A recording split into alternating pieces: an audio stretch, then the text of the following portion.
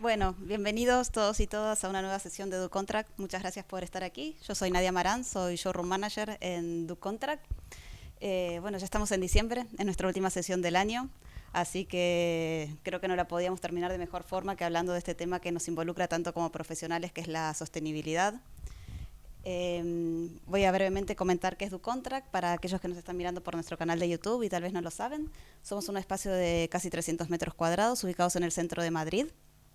Tenemos Estamos formados por 12 marcas complementarias entre sí, todas orientadas al canal del contract. Las marcas que nos acompañan actualmente son Carimbisa, que son carpinterías de madera de interior y de exterior; Ducholux, que son mamparas de baño; Faro Barcelona es iluminación y ventiladores; Flover son suelos vinílicos; Sonai y Arauco son tableros decorativos, HPLs, melaminas; Hansgrohe es todo lo que es griferías; RSR Deco son pavimentos continuos; Supratex son textiles; Tarimatec son tarimas tecnológicas; Temer Leader Contract es mobiliario; Villarreal Box son sanitarios; y Senio es nuestra marca de domótica. Como comentaba recién Tony, tenemos más de 30 categorías de productos aplicadas sobre las superficies, y la idea del espacio es también es poder asesorarlos y buscar las mejores soluciones para todos sus proyectos. Así que los animamos a que nos visiten para conocer no solo las novedades de las marcas, sino también para poder ayudarlos.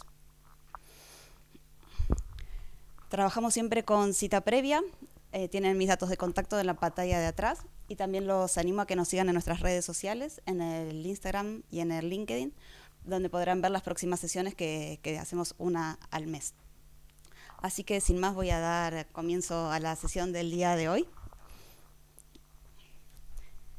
En el día de hoy nos acompañan 3 representantes de nuestras marcas. José Andrés de Miguel, responsable de área obras y proyectos de la empresa Ducholux, que está con una pequeña demora en el AVE, con esta lluvia y todo, ya estará por llegar. Francisco Villena Sáez, responsable técnico en Tarimatec; y Pablo Martín, responsable de prescripción y delegación centro en Senio.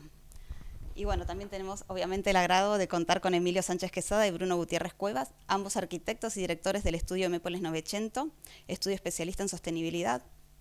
Les comento un poco acerca de ellos. Emepoles nace para dar respuesta al necesario giro que debe dar el sector de la construcción. Según nos cuentan, cuando se trata de alcanzar la máxima eficiencia energética en la edificación, tan importante es un proyecto detallado como un control de obra y una correcta ejecución. Por este motivo, durante más de un decenio, tanto su oficina técnica como el personal de la obra ha estado formándose y aprendiendo, también de sus errores, en la construcción sostenible. Creen en la transformación de las ciudades hacia un modelo sostenible, ecológico, y creen que en esta transformación tiene un papel fundamental el parque edificatorio. Ofrecen la experiencia de habitar espacios más sanos, más saludables y más confortables, que satisfagan las necesidades de las personas y que a su vez contribuyan a generar ciudades más sostenibles. Así que bueno, muchas gracias a todos por venir, muchas gracias a los ponentes por aceptar la invitación, y damos comienzo a la sesión del día de hoy.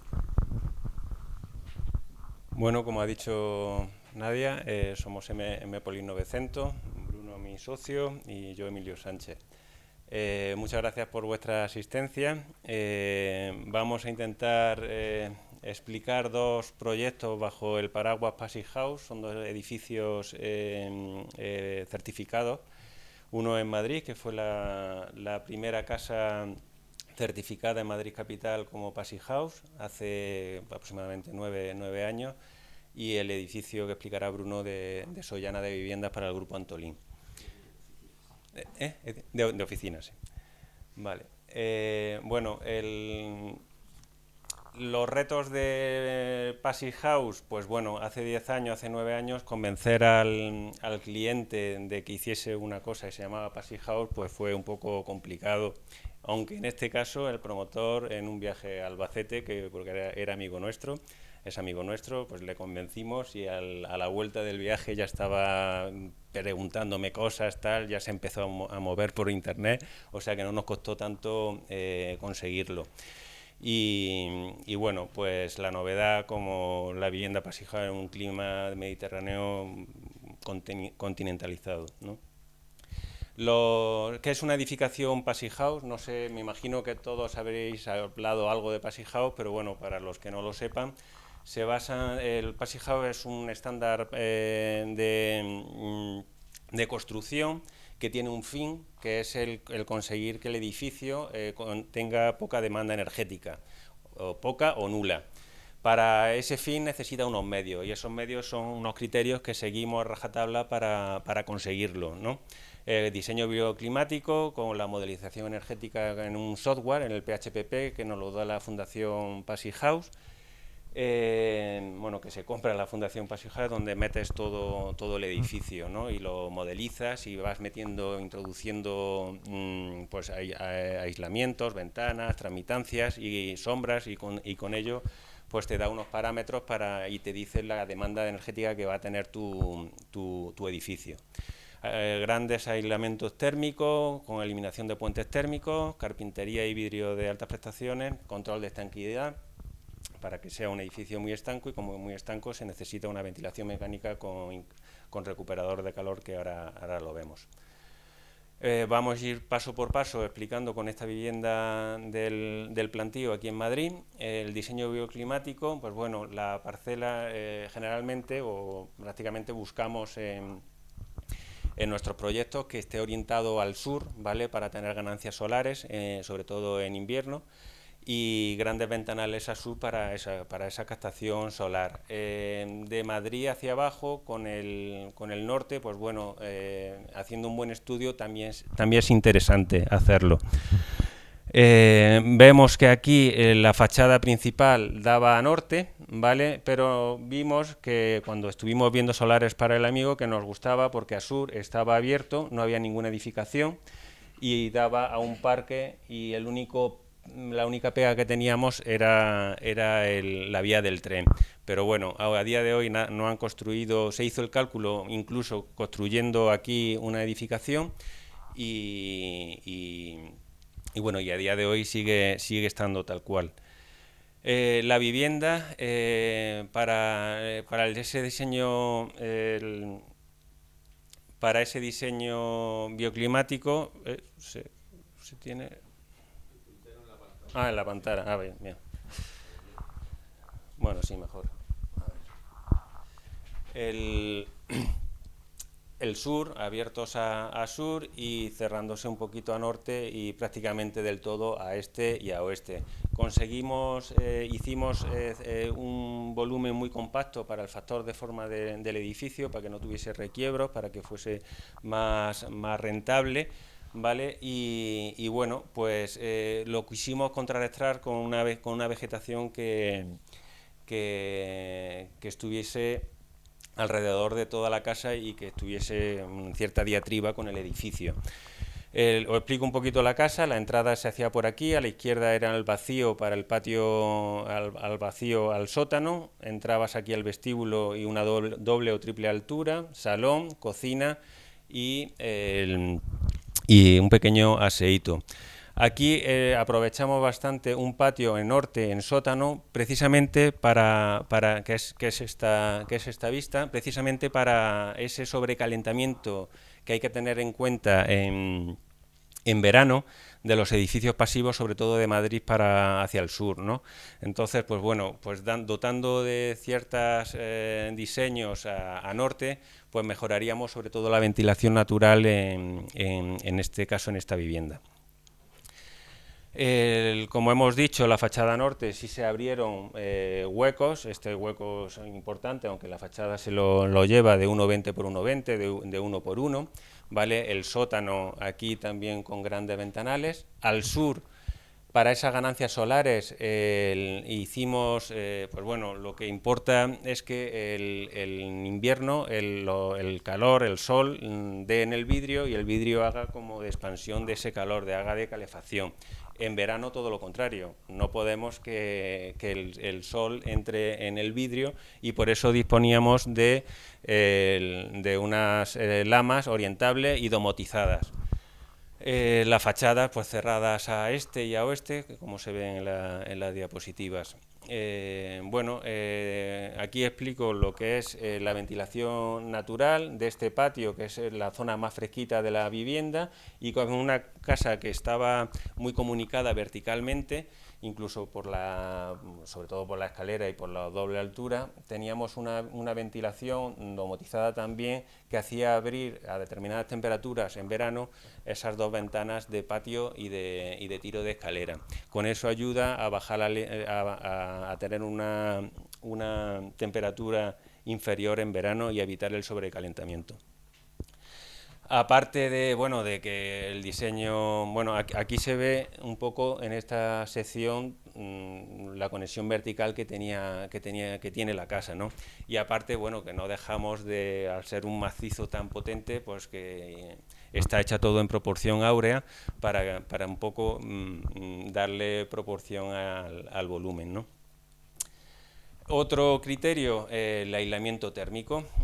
Nosotros seguimos el criterio de, como los niños en la escuela, ¿no? De la casa que sin levantar el lápiz del papel, ¿no? En todo se dibuja y el aislamiento es ese lápiz, ¿no?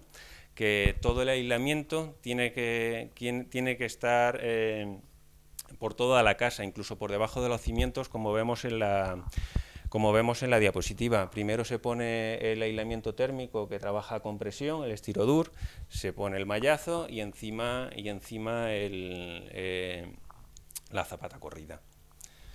El aislamiento en la fachada se utilizó en este caso lana de roca que nos favoreció el aislamiento acústico, y en la parte del sótano el poliestireno.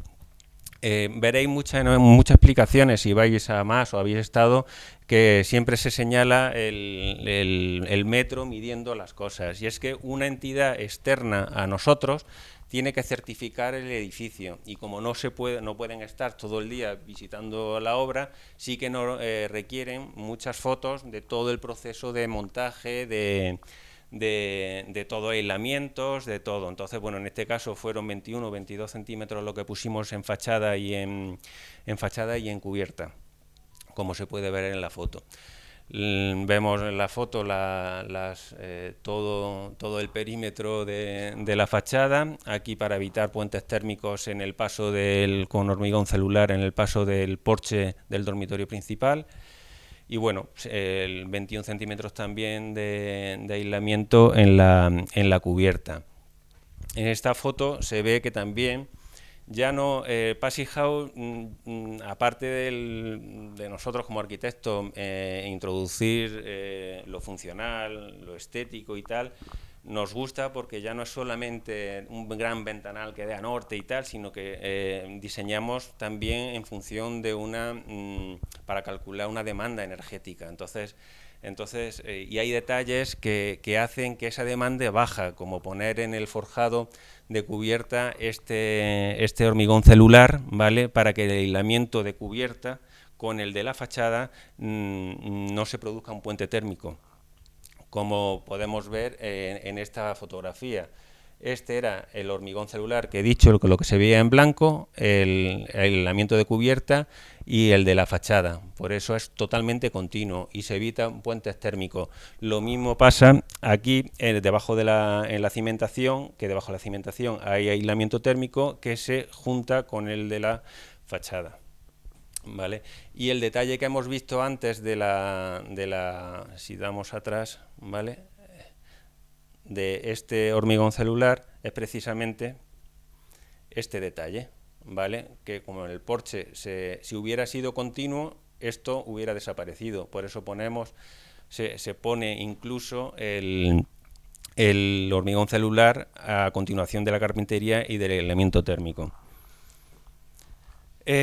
Cuando tenemos los puntos más débiles de las construcciones Passy House, pues las ventanas, ¿no? Entonces por eso es tan importante elegirlas bien, ver unas que tengan buena transmitancia térmica.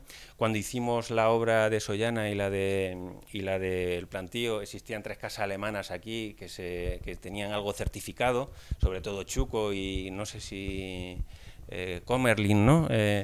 O ni ella. Y entonces, ahora en día hay todas las casas ya hasta Cortizo tiene certificado, hay ya miles de productos, y eso pasa con todos los productos certificados Passy House.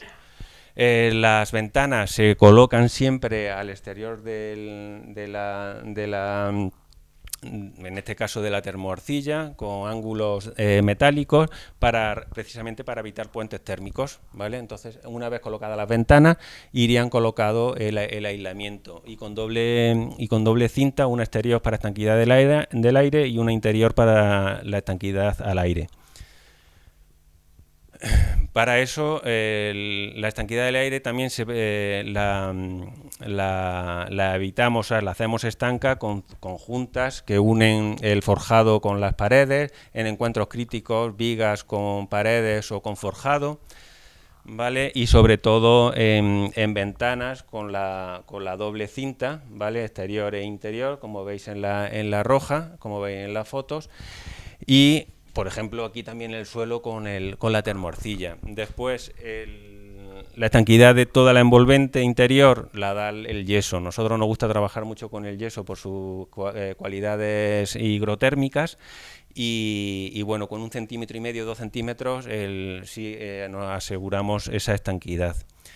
Vale, ¿cómo se comprueba esa estanquidad? Y es uno de los puntos flacos de Passive House, con el test de Blower Door. No sé si habéis oído hablar del test de Blower Door, algunos sí. Vale, pues es un test, es un ventilador que se pone, como vemos aquí en la foto, cuando está hecha la envolvente de toda la casa, ¿vale? Incluso las ventanas puestas, como veis en la foto, conectado a un ordenador, a un software, ponemos a funcionar el ventilador, sacamos aire, la dejamos la casa a 50 pascales y vemos si hay, se mide por el ordenador, si hay filtraciones de aire no deseadas. Tiene que ser inferior, para ser Passive House, inferior a 0,60 renovaciones hora. En esta casa creo que fueron 0,44. Lo normal en una vivienda son de 5 a 15, para que hagáis una idea de lo que estamos hablando. ¿Vale? Pues bueno, es un momento crítico en la obra, se hacen varios test de Blower Door durante la obra y aquí vemos un poco las caras este era el hombre que nos puso en la ventana y estaba asustado porque le dijimos que había que mejorarla mucho. Y bueno, al hacer una vivienda o un edificio tan estanco, necesitamos, si lo dejamos un año sin ventilar y todo cerrado, pues sería poco salubre, pues aparecerían hongos, bueno, no sería salubre. Por eso está la ventilación mecánica con recuperador de calor. Es este aparato de Zehnder que para una vivienda puede ser de 1 metro por 1 metro aproximadamente y 30 centímetros de ancho, 40, ¿vale? Que lo que hace es el aire exterior entra a la vivienda cruzándose y no mezclándose con el interior de la vivienda, de tal manera que hoy que tenemos 7, 8 grados y aquí estamos a 21, si abriéramos las ventanas entraría a los 7 grados directamente a los 21 grados de aquí. Entonces la temperatura, si seguimos dejando abierta la ventana, bajaría bastante. Con este modelo, no. Con este modelo cerramos ventanas, ponemos la ventilación mecánica funcional, entra además ya filtrado por unos filtros que tiene, estos son unos filtros que tiene este recuperador, ¿vale? Y lo que entra a 7 grados, al cruzarse y no mezclarse con el interior, lo que tenemos 21 y 7, pues entraría ese aire pues a 19, con una ventaja en el ahorro energético, ¿vale? Decimos que el corazón de los edificios pasivos. Vale, estos son los resultados de la casa en el plantío. Vale, estaba la demanda de calefacción y refrigeración por debajo de los 15 kilovatios hora metros cuadrados años que exige el Passive House y por debajo de las 0,6 renovaciones por hora que también limita el Instituto Passive House. Vale, hablamos de 15 kilovatios hora metros cuadrados de demanda. Lo normal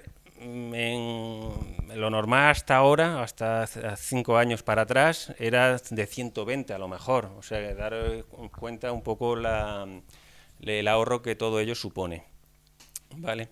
Estas son las fotos de la vivienda un poco acabada, las paso rápido por tiempo. ¿Vale? Y me quiero parar un poquito en este tema de por qué es saludable, aparte del ahorro energético, que es obvio, que por qué es saludable un edificio Passive House. Primero, por la alta calidad en el aire interior. el aire pasa por el intercambiador de calor a través de estos filtros, que cada 2 o 3 meses hay que limpiarlos, como un coche. No entiendo por qué un coche lleva filtros y una casa no. Pues en este caso, con las viviendas Passive House, los filtros se limpian y tienen filtro, y todo el aire que pasa a la casa es un aire más sano, menos viciado. Y aquí en Madrid, pues a lo mejor si viven en la sierra da igual, pero aquí en Madrid, pues que no tengan filtros las viviendas, pues a nosotros nos parece un poco que por lo menos no, nos da que pensar, ¿no? Con la vivienda o los edificios Passive House, eso no pasaría, salvo que se esté continuamente abriendo las ventanas, que obviamente daría lo mismo. Un elevado confort térmico interior. En las casas pasivas, y más en esta casa que estaba tan conectada verticalmente, la temperatura interior es más homogénea que en una casa normal.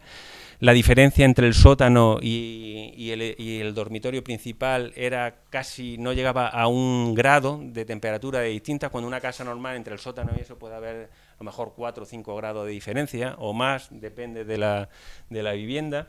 Y bueno, no existe sensación de paredes frías. Si tocas una pared, esta, y tocas esa, seguramente que esta esté más fría que aquella. En una casa pasiva no pasa eso.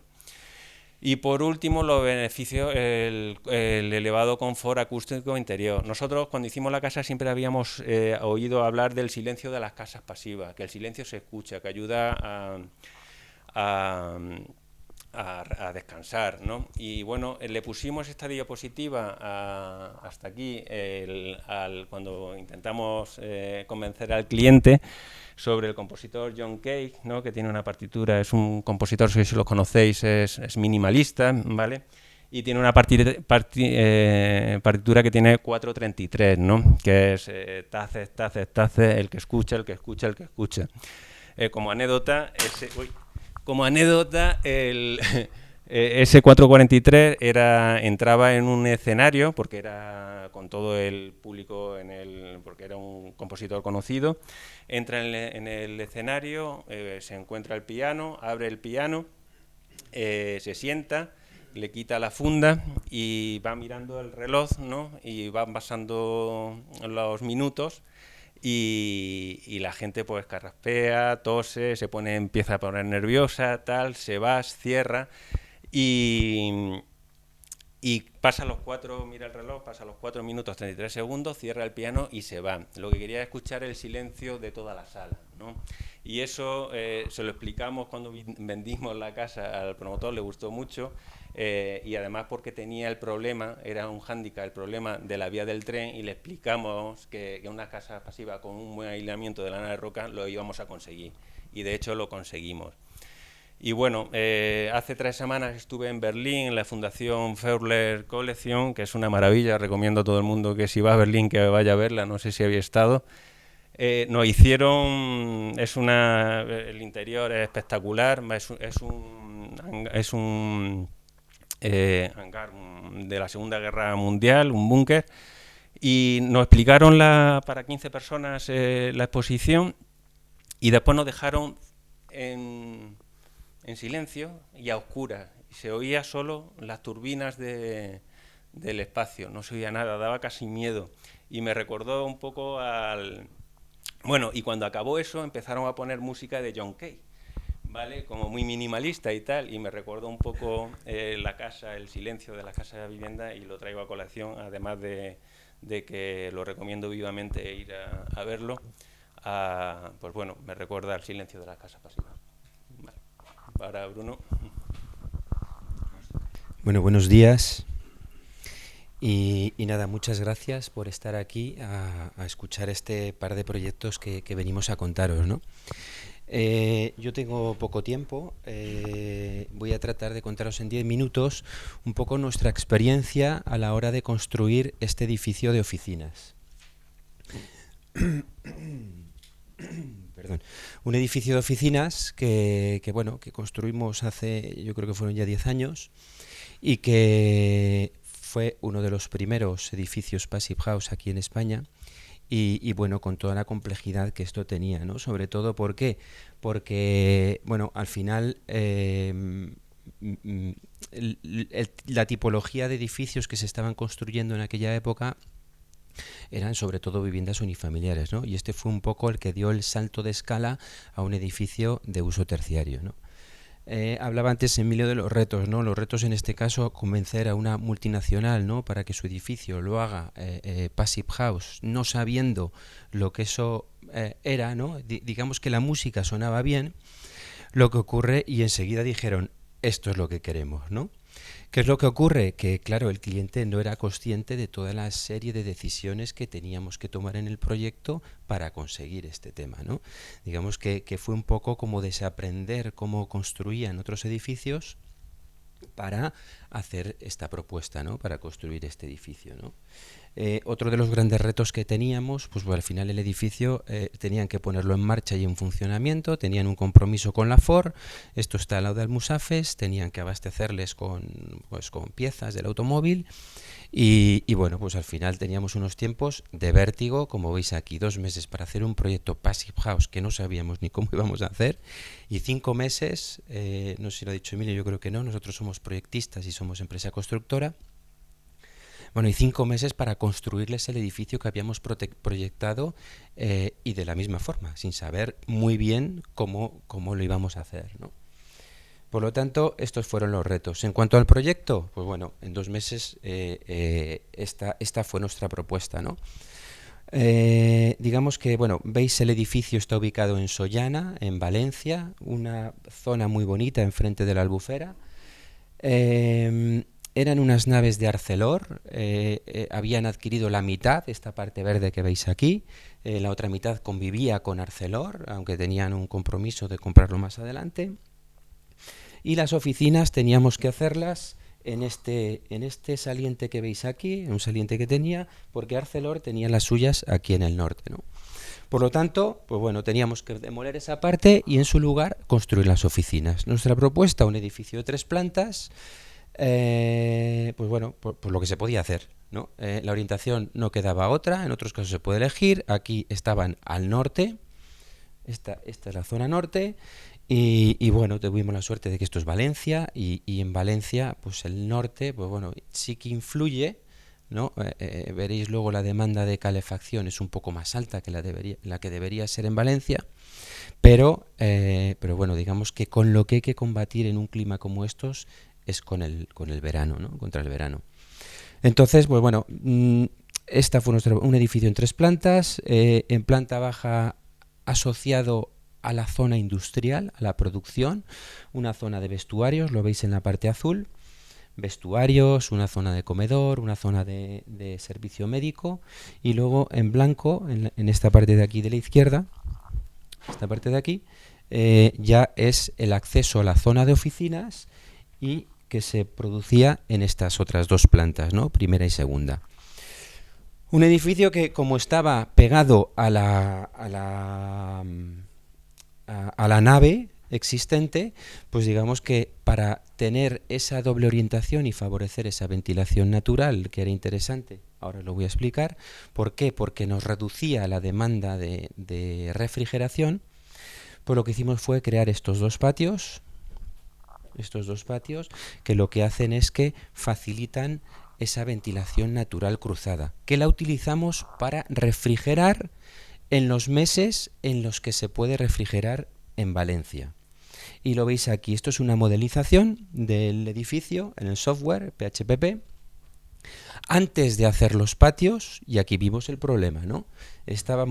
Emilio hablaba de los 15 kilovatios hora metro cuadrado al año para certificar. Es cierto que en un clima como Valencia se permiten 3 kilovatios más por el tema de deshumectación.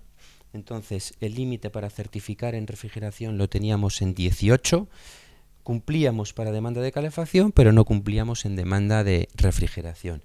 ¿Qué es lo que veíamos? Que estaba pidiendo refrigeración un poquito en mayo, no sé si se aprecia, junio, julio, agosto y septiembre. Julio y agosto, pues tiene todo el sentido porque la temperatura media en estos meses pues siempre está por encima de los 22 grados, ¿no? Por lo tanto, en el balance nunca vas a poder refrigerar a través ¿no? en estos meses, a través de la ventilación natural, pero digamos que en septiembre y en junio, pues Las temperaturas sí que hay momentos en los que tienes temperaturas inferiores y te puede ayudar, ¿no?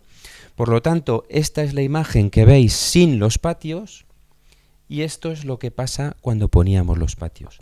Si os fijáis ahora, la demanda de refrigeración se reduce a los meses de julio y agosto y en mayo y septiembre prácticamente no tenemos, ¿no? Y aquí ya estábamos dentro de los 18 kilovatios hora para certificar. Estos son estrategias bioclimáticas, ¿no? Para conseguir que el edificio pues tenga poca necesidad de energía. ¿Qué otras? Bueno, pues aquí os voy a explicar un poco el proceso de construcción, ¿no? Era un edificio que tenía que estar en uso, como os decía, con la zona industrial. Teníamos esos 5 meses, por lo tanto, pues empezamos a hacer cimentación y a la vez íbamos desmontando el saliente este que tenía la nave, ¿no? Veis aquí cómo se empieza a colocar la cimentación. Aquí estábamos colocando ya los pilares de la estructura del nuevo edificio y a la vez aquí pues estábamos desmontando y trasladando el cerramiento de la fachada que estaba en esta línea de pilares granates a la parte de atrás y a la vez ya dejábamos visibles, ¿no?, los pilares que habíamos puesto nosotros sobre los que íbamos a construir nuestro edificio, ¿no? Y aquí veis cómo convivía un poco todo, ¿no? Aquí ya habíamos, en esa fase ya estaba demolido todo este saliente y bueno, una de las estrategias también para ganar tiempo fue utilizar la placa alveolar, ¿no?, para no evitar estos tiempos muertos de los forjados, ¿no? Entonces, pues bueno, placa alveolar y enseguida pues subimos las 3 plantas y empezamos con el encerramiento de termoarcilla. Este edificio y lo que ha explicado Emilio del plantío fueron contemporáneos. O sea, digamos que los construimos prácticamente a la vez, un intervalo de 2-3 meses, ¿no? Por lo tanto, las soluciones, y no sabiendo en aquella época por dónde tirar, pues las soluciones veis que se repiten, ¿no? La termoarcilla como cerramiento también la utilizábamos porque tiene una mayor inercia, ¿no? Al final es algo que también influye en... Pues bueno, en el confort en los edificios, ¿no? Para eso que decía Emilio, ¿no? Para que esas oscilaciones de temperatura entre el día y la noche pues estén más amortiguadas. Y bueno, pues veis un poco aquí ya el edificio totalmente cerrado, con esos huecos horizontales para enmarcar un poco pues las vistas que teníamos hacia la albufera, ¿no? Que al final, pues bueno, no dejaba de ser algo atractivo, ¿no? Aquí veis un poco la estrategia para los aislamientos térmicos, resistente a la compresión en la solera y en las cubiertas. Y para las fachadas, pues bueno, como preveíamos una fachada ventilada, una lana de roca y con fachada ventilada, y luego en los patios, pues con un aislamiento térmico por el exterior, ¿no? Con un enfoscado de hormigón, de mortero tipo SATE. Curiosidades, pues bueno, pues veis aquí que para hacer el ascensor, pues lo mismo, ¿no? Tuvimos que excavar el foso para que ese aislamiento fuera continuo en todo su perímetro. Y reforzamos un poco por miedo, ¿no? Y por esas novatadas que se pagan cuando uno empieza, ¿no?, con el primer edificio, ¿no? Pues digamos que bueno, una de las novatadas es que como sabíamos que tenía que ser hermético y nunca habíamos hecho un blower door, pues a la termoarcilla lo que hacíamos era cortarle una muesca y rellenarla de mortero de cemento, ¿no? Entonces, pues bueno, una tontería que no volvemos a repetir. Si alguna vez tenéis una primera de estas, pues no hace falta hacerlo, ¿no? Digamos que con lo que conseguimos la hermeticidad es, aparte de con las cintas, que ahora os contaré también, con el yeso, ¿no? El yeso al final es lo que da esa continuidad en la hermeticidad. Y luego, bueno, sí que fuimos muy exhaustivos aquí cuando se coloca el aislamiento, ¿no? Con estas espigas, pues generalmente el aislamiento funciona por espesor. Entonces, cuando se colocan estos aislamientos, pues habréis visto muchas fachadas que cuando se mete la espiga se queda remetida, ¿no? Y queda como un almohadillado en las fachadas. Pues bueno, pues esos son pequeños puentes térmicos, entendiendo el puente térmico como una debilitación en el aislamiento térmico. Igual no es grave, pero digamos que ahí estamos reduciendo el espesor del aislamiento térmico y no debería ser así. Por lo tanto, pues bueno, pues las espigas en este caso, como veis, están pues a la altura que tienen que quedar, ¿no? Y luego, si se nos quedaba un hueco un poco más de la cuenta porque habían perforado, pues lo rellenábamos con lana de roca, ¿no? Esto es un poco... Emilio ya ha hablado de los puentes térmicos y la atención que les prestamos en fase de proyecto y en obra para que tenga esa continuidad en la envolvente. Me gustaría hablaros aquí de este puente térmico que sí que nos dejamos. Nos dejamos porque esto es Valencia y es en el suelo. No nos dejamos, aunque es Valencia, en la cubierta, pero sí aquí abajo porque... digamos que el cálculo de puente térmico de lo que se trata, o sea, no solo es porque perdamos energía a través de él, sino porque puede ser una fuente de patología. Cuando Emilio hablaba de la temperatura que tienen que tener los paramentos, el estándar Passive House lo limita a 17 grados. Es decir, ningún paramento en contacto con el exterior, en su cara interna, puede estar en ningún momento por debajo de 17 grados. Tampoco las ventanas, tampoco los vidrios. Entonces, en los puentes térmicos, pues lo que se mira, aparte, digo, de lo que supone ese puente en el balance de pérdidas de energía, lo que se mira es si en este punto que sería el más grave, ¿no?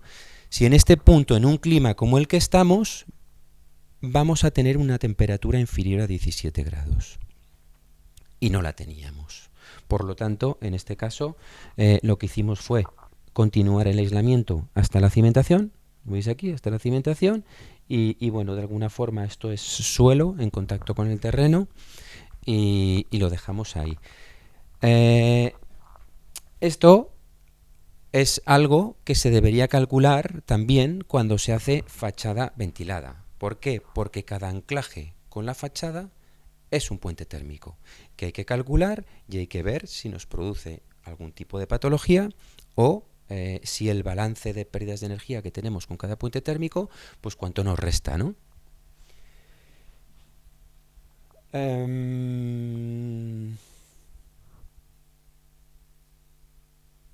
Quería contar algo más aquí, pero se me ha ido. Un poco lo mismo que contábamos con el plantillo, ¿no?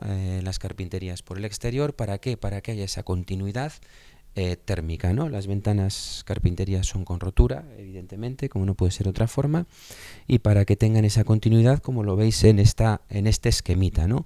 Esto aquí están representadas las isotermas, ¿no? Las líneas de igual temperatura. ¿Qué es lo que ocurre? Cuando se coloca la ventana donde la colocamos nosotros, veis aquí líneas de temperatura en la cara interior y bueno, pues al final digamos que van funcionando bien, ¿no? No tienen que hacer ninguna cosa rara para seguir su camino lógico a lo largo de la envolvente. Cuando esta carpintería, como se coloca en muchas ocasiones, incluso en edificios nuevos, cuando se coloca de esta forma, pues bueno, pues lo que tenemos aquí van a ser líneas de temperatura, ¿no? Temperaturas inferiores y seguramente esté provocando pues bueno, pues puente térmico y con el tiempo, pues sabéis que es condensación y patología en el edificio, ¿no? Y sobre todo en este tipo de edificios donde pues bueno, pues lo que se busca es una alta hermeticidad, ¿no? Esto es grave sobre todo en las rehabilitaciones. En un edificio Passive House que te quede una cosa de estas, bueno, tienes ventilación mecánica con recuperador de calor y al fin y al cabo estás favoreciendo ese vapor de aguas, lo estás eliminando, ¿no? Sin embargo, me estoy liando, ¿no? Sin embargo, pues bueno, en un edificio que no es Passive House, pues tendríamos un problema de que se concentra el vapor de agua y con el tiempo, seguro, condensaciones y moho, ¿no? Y bueno, voy a ir abreviando un poco. Veis aquí la parte de hermeticidad, que ya Emilio nos ha contado. Esto es un blower door, sí que me gustaría haberos puesto el vídeo, pero no sé cómo se hace.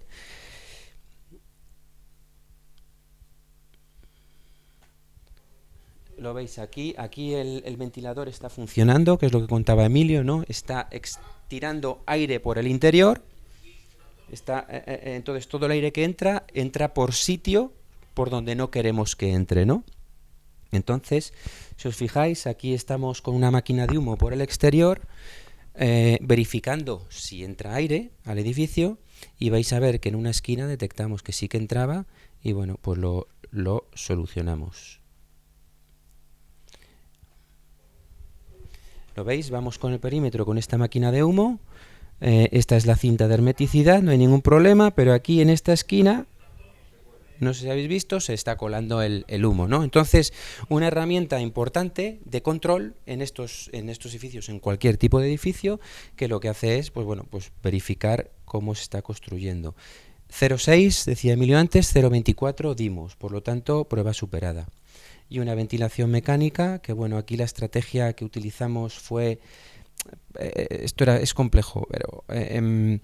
digamos, Passive House habla de unas cifras, el RITE plantea unas mucho mayores, el RITE ya se ha hecho más prudente, ¿no? Pero Passive House en aquella época decía, es que no puedes dar tanta ventilación para este edificio porque tienes que tener un equilibrio con la eficiencia energética, ¿no? Y entonces, pues bueno, pues utilizamos, como teníamos vestuarios y el RITE permite dos tipos de calidad del aire para vestuarios y para oficinas, pues lo que hicimos fue en azul impulsar el aire, en rojo, perdón, impulsar el aire por los despachos, los conducíamos todo ese caudal, lo reciclábamos hacia los vestuarios y desde los vestuarios lo echábamos al exterior. De otro modo, pues los vestuarios habrían sumado caudal, ¿no? Y bueno, como último, os digo que como era un edificio asociado a un proceso industrial que tenía unos compresores que soltaban mucho calor, pues lo que hicimos fue utilizar ese calor residual para calefactar, ¿no? el edificio en verano. Y eso es un poco todo. Algunas imágenes de cómo resultó. Y yo no sé si quieres cerrar tú, Emilio. Sí, no, un minuto. Muchas gracias. Nada,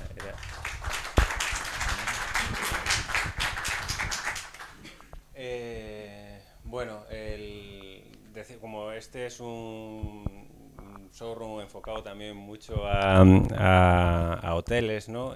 Pues he puesto algunas imágenes de hoteles en España, ¿no? Es uno de los más grandes que se han hecho en Europa.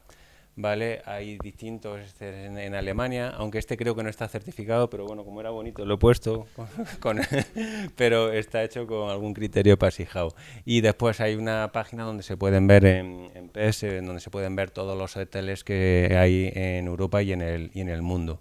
Es decir, que no está solo para viviendas, solo para oficinas, que cualquier edificio puede ser hecho Passive House, ¿vale? Y ya está, era simplemente, bueno, que nosotros hemos hecho Passive House casi todos los edificios, pero que también hemos hecho alguna cosita que no lo es, siempre con la eficiencia energética como nuestra bandera, pero bueno, por el promotor o por las condicionantes, pues no hemos podido. Ya está, simplemente. Muchas gracias.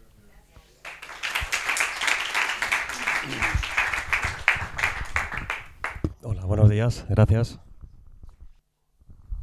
Bueno, como decía la compañera, yo os voy a hablar sobre todo de cómo Ducholux, que somos un fabricante de mamparas y cabinas de baño, contribuye a no erosionar más este planeta en el que vivimos. Entonces, sobre todo vamos a hablar de la sostenibilidad de lo que es nuestra fábrica en referente a este tema. Cualquier fábrica contamina. Es decir, no hay ninguna fábrica verde, que no, al final generamos residuos, generamos contaminación. Y precisamente los gobiernos locales, nacionales, europeos o mundiales crean normas para que los fabricantes tengamos que cumplir una serie de requisitos para que el medio ambiente no se vea tan afectado, porque si no, esto sería una carrera sin control. Nosotros en Ducholux lo que hacemos es tomar una serie de medidas, digamos, propias y particulares y evidentemente cumplir la normativa vigente sobre este tema. Algo muy interesante de nuestra marca, ya desde su inicio, yo no sé si el fundador en su momento estaba pensando en este tema, es que la larga durabilidad de nuestras mamparas, por no generar una rotación excesiva, ya contribuye directamente al ecosistema, ya que la rotación es muchísimo menor. Estamos en una sociedad, y sobre todo en los últimos años, donde el otro día mi hija me decía, papá, me voy a cambiar el móvil, ¿no te funciona o algo? Dice, no, es que me he cansado. O sea, sí, digo, pues hostia, vamos a ver. Tú que defiendes una serie de cosas, ¿no? Muy loables, y que vas a manifestaciones y tal, y me haces esto, y estás comprando constantemente en Shein para luego revenderlo en WhatsApp, en Wallapop. Y vamos a ver, es que esto no contribuye para nada a lo que tú piensas o que tú defiendes cuando estamos comiendo o cenando. No solo ha cambiado. No sé si le hizo Mella lo que yo le dije, vamos, es que el teléfono le va bien, es un iPhone de última generación, pero bueno, como salen otros, parece que tenemos esa necesidad, ¿no? Entonces, yo abogo particularmente por intentar mantener un poquito más la calma en este sentido. Es decir, las cosas tienen que durar lo que entendamos que duren, pero no por capricho ir cambiándolas, porque generamos un planeta insostenible. Entonces Ducholux, ya digo, el fundador no sé si lo hizo con esa conciencia, supongo que no, pero las mamparas de Ducholux con la calidad que aportamos hacen que duren, pues bueno, hay mamparas de Ducholux que están 30 y 40 años funcionando. Antes de ayer estuve en un colegio mayor donde me llamaban porque había unos recambios que se había roto. Un colegio mayor, estamos hablando de chavales de 14, 16 años que bueno, que realmente poco cuidado tienen con las cosas. Algunos más, otros menos. Y mamparas montadas en 2005, y yo le dije, digo, mantenimiento, digo, Sebastián, digo, esto, dice, no, desde luego, valió la pena la inversión inicial. Bueno, pasamos al principal protagonista de la mampara, que es el vidrio. Entonces, el vidrio en principio es irrompible. Si no se toca, si no se golpea, mantiene su estado durante los años. Por lo tanto, es un elemento que forma el 80% de la mampara y que realmente, como contaminante una vez fabricado y manufacturado, no tiene impacto. Pero si rompe, se puede reciclar. Es decir, en ese círculo, ¿no?, de que hablaríamos de medio ambiente, podríamos recuperar ese vidrio para luego formar otro más. Bueno, he puesto unas imágenes, no sé si tenéis en mente este proyecto de Philip Johnson que hizo una vivienda en medio del bosque para que desde la vivienda pudiéramos sentirse como si estuviera dentro de la naturaleza. Aquí lo que no sé si realmente lo tenía bien aislado. Esto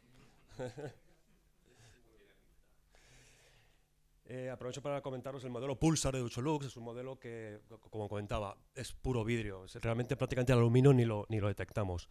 Aquí tenemos una pequeña U de pared, que es la que me coge el fijo, y luego un tirante para que el conjunto sea estable. Y nada más, es una puerta corredera. El segundo elemento con el que fabricamos las mamparas es el aluminio. Y el aluminio tiene diferentes categorías. Nosotros trabajamos con una pureza del 95%. ¿Esto qué significa? Significa que en esos 20, 30, 40 años que puede durar una mampara, si tenemos aluminio de una pureza de esta categoría, me aseguro que no se me va a poner feo. Se va a poner con manchas, con esas pintitas negras que suelen salir en algunos perfiles, ¿no? Todo es por la concentración de hierro. Entonces, hay fabricantes en el mercado que utilizan otro tipo de aluminio porque les interesa por su forma de negocio, el negocio de la rotación. Pues oye, cada 3-4 años que se cambie la mampara el cliente y ya es suficiente, ¿no? Me ha costado X, me la cambio y ya está. Entonces, ese aluminio es un aluminio reciclado. Es decir, del aluminio que se produce en la industria, lo compran y lo reciclan. Con lo cual, ese aluminio, lógicamente, tiene impurezas que con el tiempo y con el impacto del agua, de la humedad, etcétera, suele ponerse feo. Entonces, al final, el usuario o el hotel lo que hace es cambiarlo. Porque, evidentemente, entrar a una habitación de hotel donde la mampara ya tiene un aspecto de suciedad, aunque la habitación esté limpia, pero el aspecto de suciedad pues no interesa. Nosotros lo que aportamos al hotelero es un producto que, durante el tiempo que va a querer tener la habitación con esa estética, por lo menos que la mampara le soporte también esos años. Como decía antes, hay normativas que tienen que cumplir los fabricantes y en este caso fue una iniciativa de Ducholux. Nosotros para el proceso de producción del vidrio, sobre todo cuando es con un dibujo, pasa por una máquina que lo erosiona, pero luego tiene que pasar inmediatamente por una máquina de lavado y esta máquina consume muchísimos litros de agua. Entonces en su momento se decidió pues invertir en unos depósitos, en 4 depósitos que en su conjunto son 180.000 litros, que recogen el agua pluvial de la fábrica, lo deposita aquí y luego mediante unas depuradoras lo lleva a la máquina. Entonces de esta manera no estamos utilizando de la red pública, y cada vez creo que somos más conscientes de que el agua es un bien que empieza a ser muy escaso, por lo menos no estamos utilizando de la red pública el consumo de tantísimos litros de agua que utilizamos para nuestra producción. Esto requiere una inversión al principio. Claro, me acuerdo cuando trajeron estos depósitos, una grúa que vino de no sé dónde, que se paró el tráfico, claro, todo esto fue una inversión que hizo la empresa y además un gasto porque esto tiene un mantenimiento.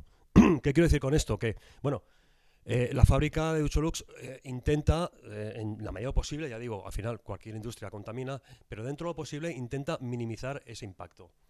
¿Y cómo lo hace? Con gasto. Que luego, evidentemente, todos lo sabemos, se va a repercutir en el producto. Cada partida se tiene que repercutir. Entonces, bueno, de alguna manera sí que me gustaría a vosotros como profesionales que en el momento de vuestras prescripciones, porque podíais tener en cuenta también estos valores, ¿no? Decir, oye, ¿por qué a veces este producto se me está yendo un poquito de precio, ese 10-15% respecto a todo el mercado? Bueno, a lo mejor hay una serie de motivos por ello, ¿no? Por supuesto también en el tema de electricidad y gas. Como la legislación vigente obliga a las fábricas a tener una temperatura ambiente de trabajo, pues creo que es entre 18 y 24 grados, en invierno, en una nave, una fábrica de 8.000 metros cuadrados, pues hace frío. Entonces hay que calentar el ambiente para que el trabajador pueda estar a veces en manga corta. Que eso también. Entonces, ese calentamiento de la fábrica se consigue mediante gas. Aquí no hemos conseguido todavía un efecto como economizador. Al final lo que se hace es o bajar la temperatura o poner el gas menos horas al día, siempre y cuando dentro de lo que es el sindicato se pueda negociar. Pero en la electricidad sí, aquí con las placas fotovoltaicas suministramos parte de la electricidad de la fábrica y también del agua sanitaria de los vestuarios de los trabajadores. Estamos hablando de 80 personas que normalmente más de la mitad se duchan cada día en Ducholux. En cuanto a certificaciones, bueno, Ducholux cumple con la normativa vigente europea, que es la certificación EN 14428. Que bueno, si alguno tenéis un momentito y queréis echar un vistazo, es muy extensa y habla de muchísimos aspectos sobre seguridad del producto, durabilidad, estanqueidad, limpieza. Una mampara tiene que poderse limpiar en su totalidad, no puede haber ningún rincón inaccesible, porque eso provocará olores, mohos y manchas no deseadas. Pero además de esta normativa que es sobre la fabricación, nosotros cumplimos en este caso con Ecoembes. Estamos en negociación, hemos ido a charlas de Cradle to Cradle y de BRIM. Sí que os puedo asegurar que en un periodo breve de tiempo tendremos el certificado medioambiental de nuestro producto para poderlo aportar también a las memorias de las constructoras que liciten, ¿no? Pero Ecoembes sí que tenemos la certificación. ¿Y qué quiere decir certificación Ecoembes en Ducholux? Pues quiere decir que todo el cartón que utilizamos, y es muchísimo, mis compañeros lo pueden dedicar, que es muchísimo, está consumido de un fabricante sobre un bosque controlado. ¿Qué quiere decir bosque controlado? Que no se talan árboles, sí, se talan árboles, y muchos, pero de una manera controlada. Cuando un bosque está por debajo de su capacidad del 30-35%, automáticamente se pasa a otro bosque a talar y se repobla. Y el fabricante está obligado a invertir sobre la repoblación del bosque que ha talado. Entonces, este control de los bosques hace que, evidentemente, el fabricante venda el cartón también un poquito más caro, porque lógicamente tiene sus inversiones, y nosotros tenemos que repercutirlo en el producto. Son información que voy dando para alguno de vosotros, igual habéis tenido que hacer algún presupuesto y, bueno, Ducholux precisamente no se caracteriza por ser un producto de los económicos. Pero, sin embargo, aportamos una serie de cualidades que en esta exposición que estoy haciendo me gustaría que sí que os quedara impregnado, ¿no? El porqué. Entonces, bueno, Ecoembes es la certificación ecológica sobre el cartonaje. Bien, también intentamos, de la manera más humilde posible, porque al final somos fabricantes de mamparas, ¿no? Pero intentamos colaborar con estudios de arquitectura en sus proyectos. Entonces, aquí os presento muy brevemente, es el estudio ONA, no sé si lo conocéis, y bueno, está proyectando una serie de casas totalmente integradas dentro de la naturaleza, con el mínimo consumo de energía. Yo me imagino que, no lo he comentado, pero yo me imagino que también el Passive House lo tienen bastante trabajado. Y bueno, simplemente, si queréis entrar en la página web y echar un vistacillo, es interesante, ¿eh? Están buscando financiación, de momento ya van a hacer un par de casas y bueno, y nosotros colaboramos con ellos, pues bueno, en el tema del baño, es decir, algo muy, para lo que estamos tratando hoy no es relevante. Y si me permitís, ya para finalizar, me gustaría hablar un poquito de mi libro. Y mi libro, os presento la cabina System 210, es la máxima novedad de Ducholux actualmente, y es una cabina 360 grados que lo que tratamos es de ir cubriendo la necesidad de esa habitación de hotel. Si la habitación de hotel necesita cubrir una ducha, pues cubrimos solamente la ducha. Que al lado tiene inodoro, pues cubrimos ducha e inodoro, y en lugar de un tabique de obra, pues lo hacemos de vidrio. Que además podemos aportar el cierre de la encimera. Incluso nos atrevemos a crear un pequeño armario, con lo cual se crea una habitación totalmente diáfana y lo que es la cabina, la mampara, nos divide la zona de dormitorio, la zona de noche, de la zona de baño. Bueno, pues esto es la System 210. Llegamos a techo, diferentes acabados, evidentemente la zona de inodoro siempre íntima. Y nada más, muchísimas gracias por la atención y felices fiestas.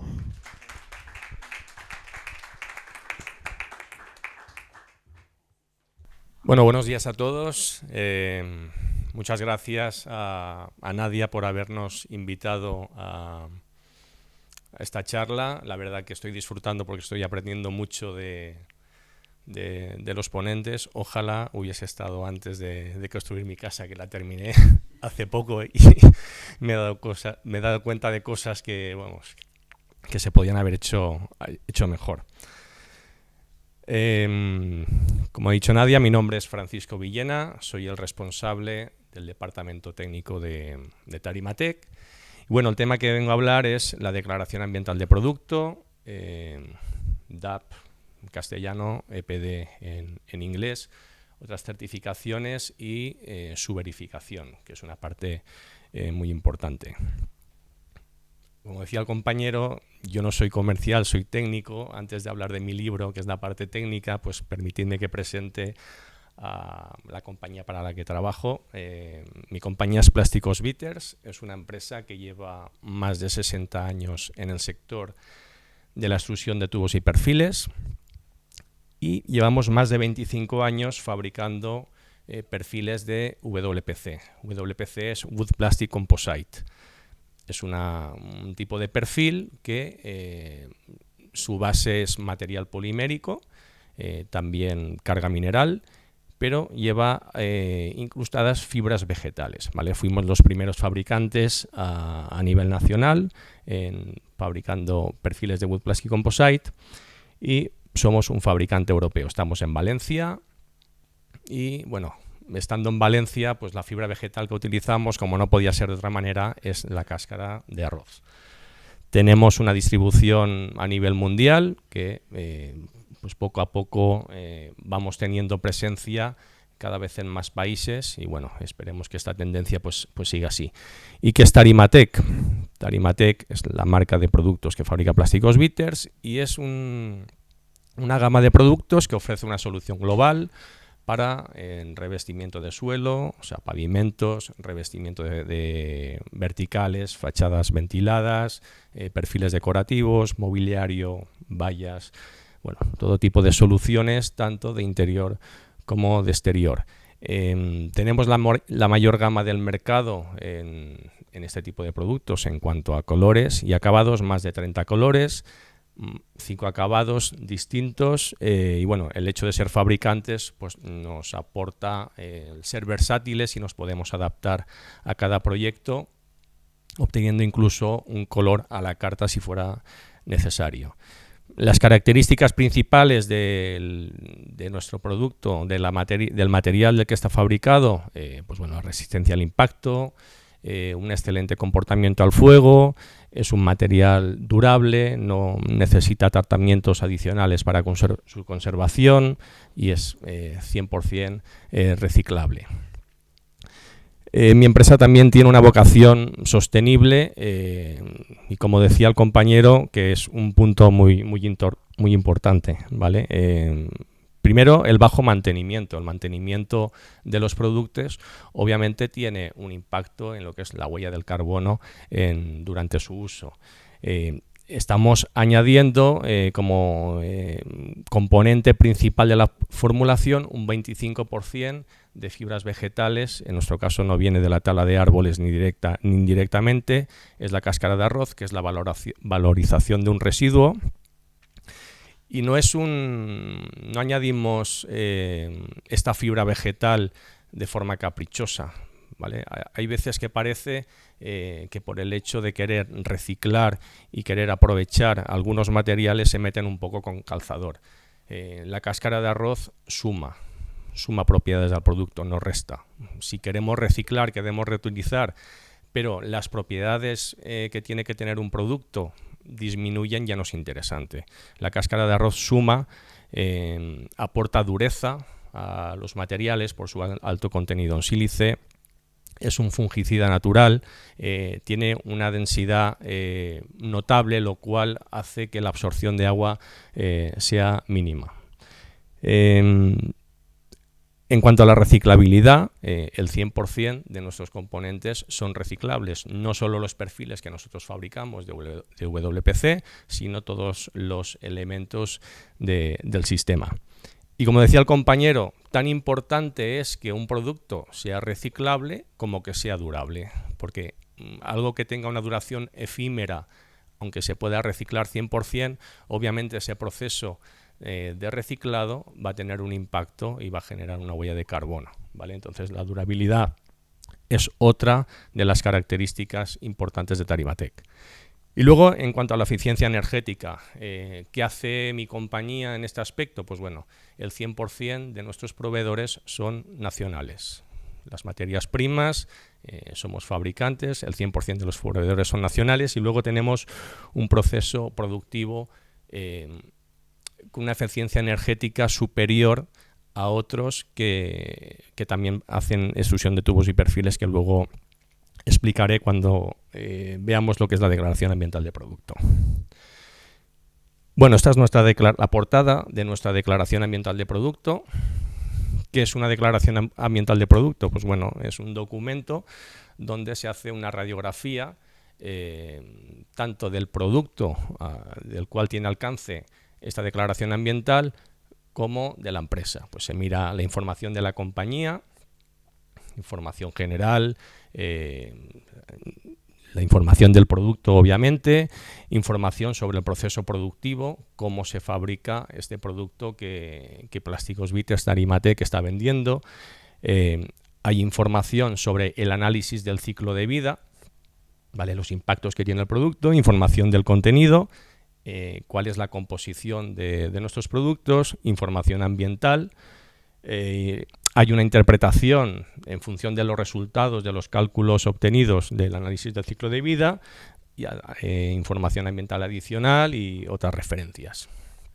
En cuanto a información de la compañía, pues bueno, aparecen los datos generales de la compañía.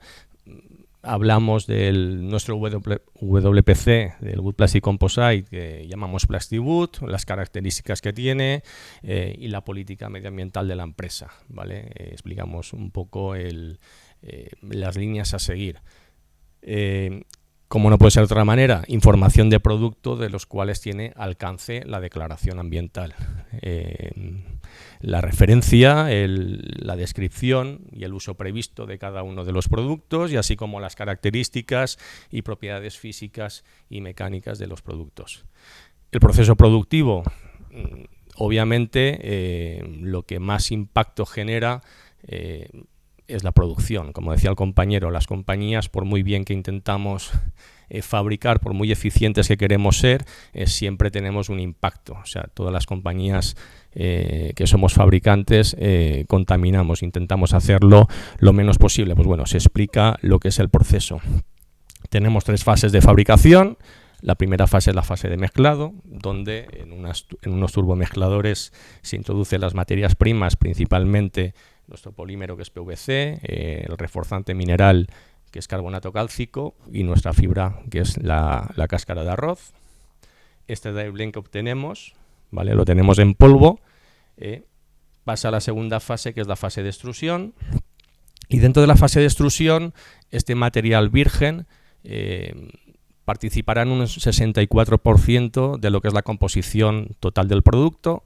Un 10,5% será la recuperación en línea de las virutas obtenidas con nuestro acabado, ¿vale?, con el cepillado, el lijado de nuestros productos. Este material iba a vertedero, nosotros lo incorporamos directamente, lo recuperamos. Y luego tenemos un 22,5% de WPC reciclado, que viene pues de mermas de calidad, de arranques y paros de máquina y de instalaciones que se han recuperado, ¿vale? Cuando una instalación termina su vida útil, pues bueno, ese material se puede reprocesar con garantía de no perder ninguna de las propiedades del material. Y por último, pues la expedición. Se preparan los productos, se embalan y se realiza la expedición correspondiente. En cuanto, bueno, aquí ya entrando en materia, ¿no?, lo que es la parte importante de la declaración ambiental de producto. Nuestra declaración ambiental está hecho con el principio de ¿qué es lo que se mira? Pues desde la cuna del producto hasta la tumba, ¿vale? Y con el principio del que contamina, paga. En la primera parte, que es todos los puntos, el apartado A, comprende desde la extracción de las materias primas, su producción, el transporte hasta nuestra compañía, la producción de nuestros productos, el embalaje de nuestros productos, los residuos que podemos generar, una vez fabricados, la distribución y, por último, la instalación. Aquí se mira el impacto, la huella de carbono que genera esta fase. Luego está la fase de uso, que sería el apartado B, y luego al final de la vida útil de nuestros productos sería la demolición, el transporte del material desinstalado y luego pues la parte que vaya a vertedero, la parte que se pueda reutilizar y la parte que vaya a reciclaje. También aparece información del contenido, ¿vale? Esto sería nuestra fórmula. Obviamente no aparece la fórmula exacta, ¿vale? Aparecen los porcentajes, aparece de cada uno de los materiales el porcentaje de material reciclado, ya no solo de la formulación del producto, sino de incluso el packaging que se emplea para la distribución. Luego hay distinta información ambiental, ¿vale? El impacto potencial que tiene cada una de las etapas, de la etapa de fabricación, etapa de uso, etapa de demolición y etapa de reciclado, cómo puede afectar, por ejemplo, el impacto que tiene sobre el consumo de combustibles fósiles. En esta parte, por ejemplo, si la energía que se utiliza es de origen renovable, si no es de origen renovable, pues bueno, todo esto se verifica y se calcula con un software. Y los flujos de salida, también el material que se puede reciclar, ¿vale? Hay una interpretación en la que obviamente pues el impacto mayor se produce en la etapa de adquisición de las materias primas y la etapa de fabricación. Luego la etapa de distribución tiene un impacto medio-bajo. Y bueno, todo esto se hace en la declaración ambiental de producto, de alguna manera te interpreta los resultados obtenidos. Luego hay distinta información ambiental adicional, referencias y llegamos al punto donde yo quería llegar, ¿vale?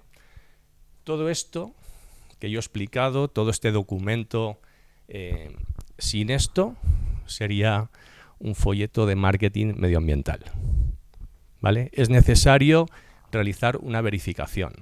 Una declaración ambiental de producto sin verificación no es una declaración ambiental de producto, ¿vale? En nuestro caso, la verificación la hizo Tecnalia Verificación. Hay distintos organismos que realizan la verificación aquí en España. Nosotros abogamos por Tecnalia, por una razón, y es que tenían la acreditación ENAC. ¿Esto cómo funciona? Nosotros, en compañía de Isolana, que es quien nos ha ayudado en lo que es la elaboración de la declaración ambiental de producto, preparamos los documentos, se preparan los cálculos y Tecnalia te realiza una auditoría, ¿vale? Supervisa todo lo que tú has presentado, todos los cálculos, de una manera exhaustiva. Aquí tengo que decir que podíamos haber hecho una verificación light, ¿vale? Nos ofrecían realizar una verificación online. Nosotros, aun sabiendo que iba a ser más dura, decidimos realizar esta verificación con Tecnalia. ¿Por qué iba a ser más dura? Porque si por encima de nosotros estaba Tecnalia, por encima de Tecnalia está ENAC, ¿vale? Podíamos haber verificado con una certificadora que no tuviera por encima a nadie, ¿vale? Entonces, ¿qué hizo Tecnalia? Tecnalia pues se desplazó durante varias jornadas a nuestra empresa y absolutamente cada una de las palabras que tú incluyes en la declaración ambiental de producto las tienes que demostrar. Todos los cálculos de consumo energético, de recuperación, o sea, tú estás diciendo que estás metiendo un 10,5% de virutas, vamos a comprobarlo en línea, se comprueba.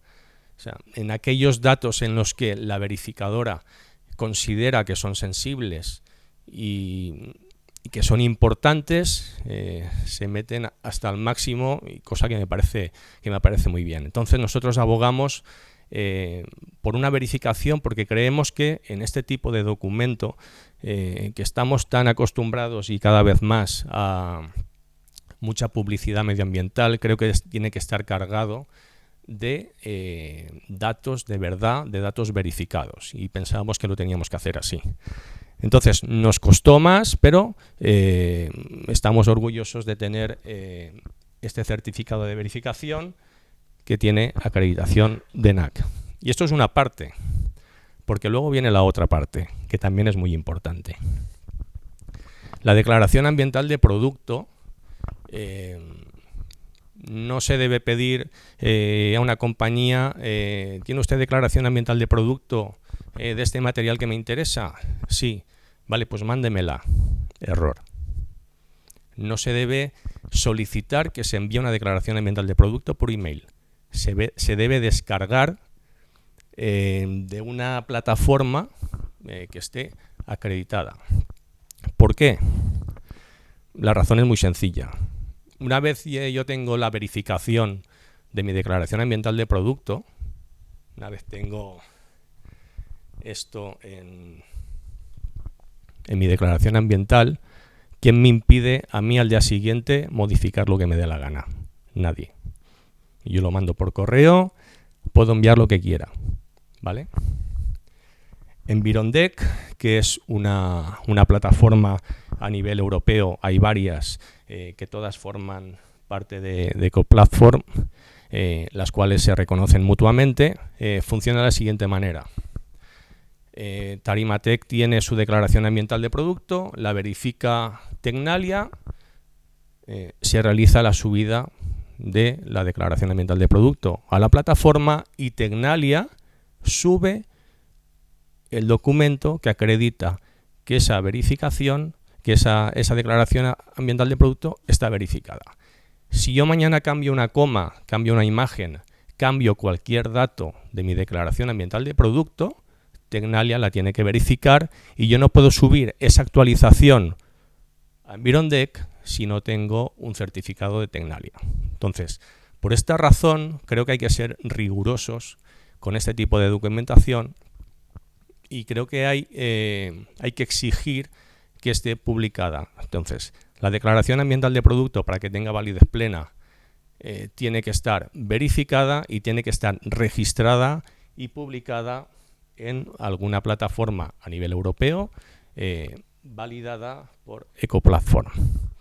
¿Qué importancia tiene esto? Esto lo podemos trasladar a otro tipo de certificaciones. Yo dentro de mi compañía me encargo de lo que es la caracterización de producto, ¿vale?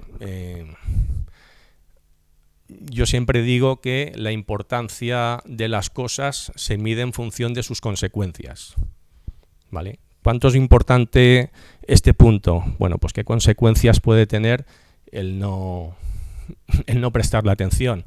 Es lo mismo la absorción de agua que pueda tener un perfil. ¿Es importante? Pues sí, porque si un perfil absorbe más agua, pues puede tener una variación dimensional, puede comprometer lo que es la estabilidad de una instalación, pero el comportamiento al fuego pues es mucho más importante. Hay que exigir, no hay que quedarse con lo que vemos en una ficha técnica, ¿vale? Hay que pedir, vale, páseme usted el certificado y páseme usted el informe de ensayo, ¿vale? Y exigir que esos ensayos, por lo menos los que son críticos, se realicen por un laboratorio acreditado, que ese ensayo cumpla una serie de requisitos y que tengamos una garantía de que lo que estamos diciendo, lo que aparece en la ficha técnica, sea verdad. Vale, entonces, simplemente quería lanzar este mensaje. Creo que hay que ser rigurosos en temas que tienen la importancia que tienen, como es el impacto ambiental que tienen los productos por su fabricación, por el fin de su vida útil y su uso, y bueno, que se tenga presente. Y bueno, si he podido aportar algo de luz en este tema, pues estoy feliz. Gracias por atenderme.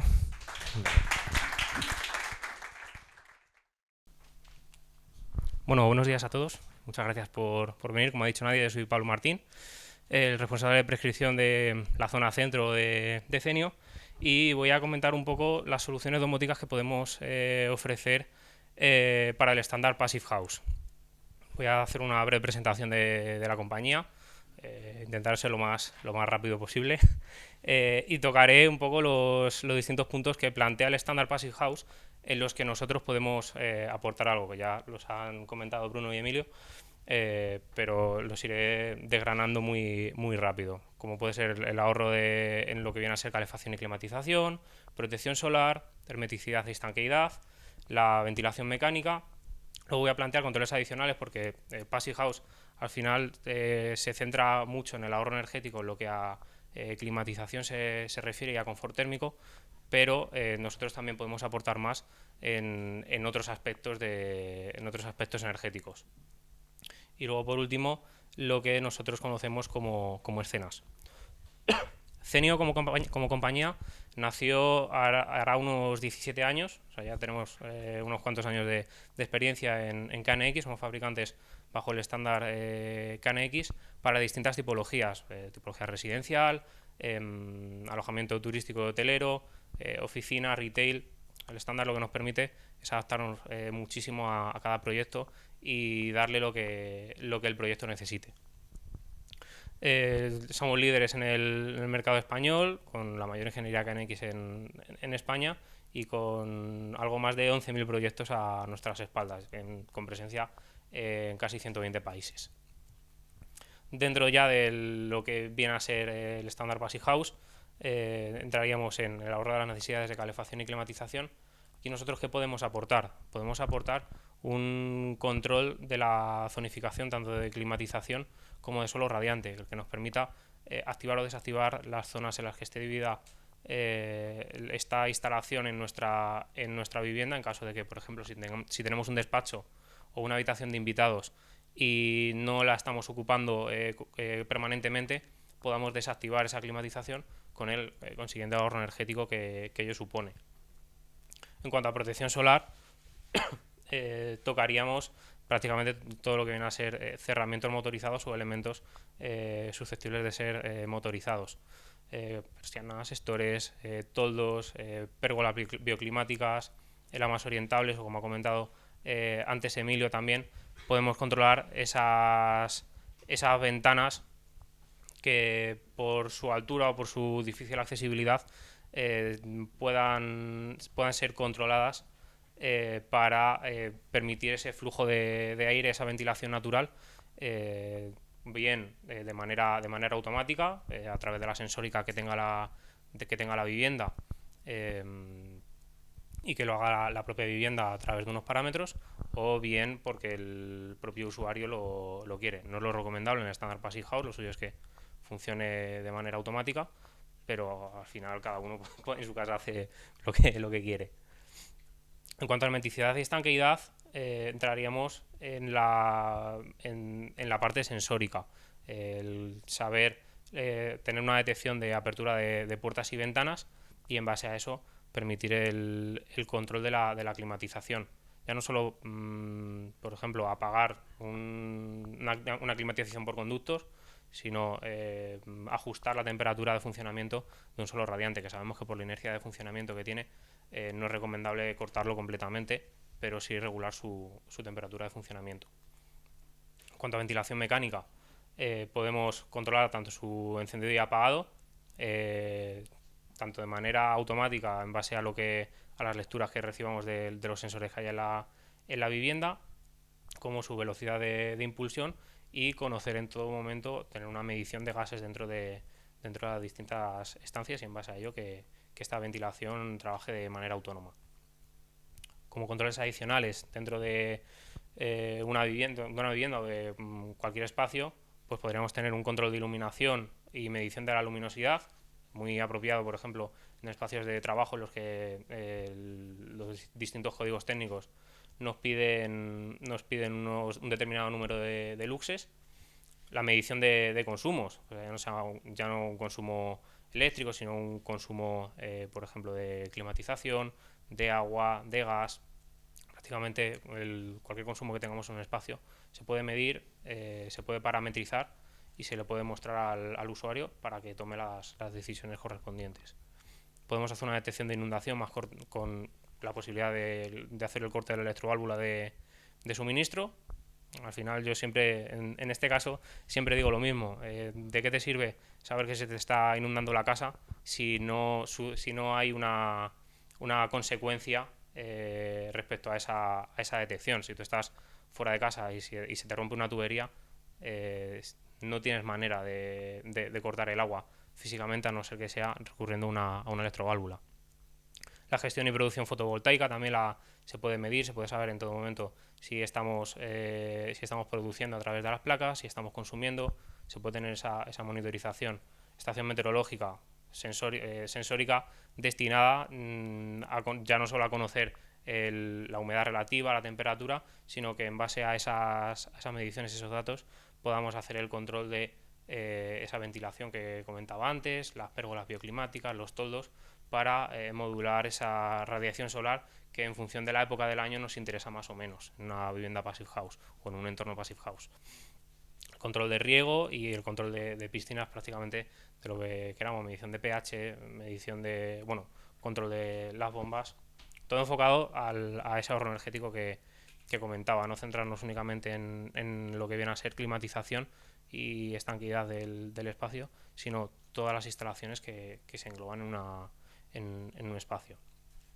Las escenas, nosotros llamamos escena al control unificado de varias instalaciones. Digamos que en un espacio convencional tendríamos que ir punto por punto, por ejemplo, apagando luces, bajando persianas, controlando la climatización. Al estar dentro de una misma instalación, dentro de una instalación KNX, nos permite desde un mismo botón adecuar el espacio pues a la hora del día, al estado de ánimo que tengamos. Podemos controlar a una misma vez, por ejemplo, la intensidad de la iluminación, la temperatura de la estancia, bajar las persianas. Todo lo que tengamos integrado se podría controlar a la vez. Y ya no solo hacerlo desde una interfaz como tenemos por todo el showroom, que veréis que tenemos pantallas, tenemos pulsadores, sino también poder hacerlo desde nuestro propio móvil o incluso hacerlo a través de pasarela vocal. Y por mi parte, me he prometido ser breve, y eso sería todo. Muchas gracias.